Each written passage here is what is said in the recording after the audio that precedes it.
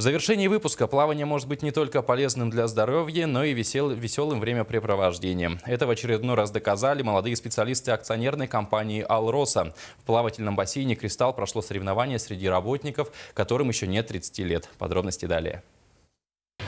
Спорт придает жизненной энергии, держит тело и дух в тонусе, а также положительно влияет на работоспособность человека.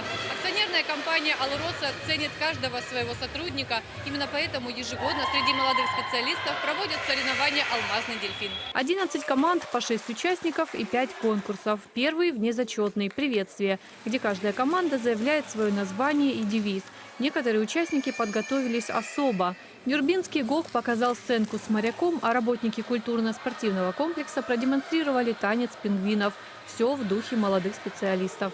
Конкурсы были несложными и веселыми, чего стоит только первые 3 белых коня, где 2 пловца должны доставить до мелководной стороны бассейна девушку, после чего на эту же лодку садится 3-й участник команды, которого тянут за веревку остальные.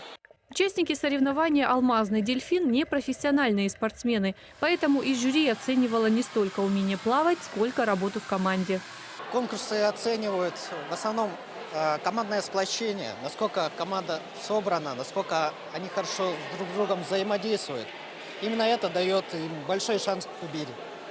Потому что здесь, в отличие от спартакиады, именно соревнования не на скорость, а именно на командную дружбу, на командную победу.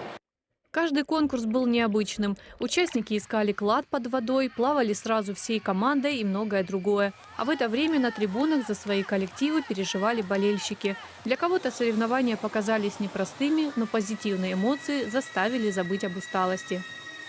Настроение отличное. Участвую первый раз, очень понравилось. Сложные конкурсы? Нет, конкурсы не сложные, интересные, веселые. Молодые специалисты, очень много знакомых. Мне понравилось. Больше всего мне понравилось соревнование с плотом, с переправой, где нужно было забраться на плот. Там нужно было координацию, скорость проявить, да. Тут командный дух, то есть я должен был помочь своему товарищу забросить его на плот, и чтобы мы все остались на нем.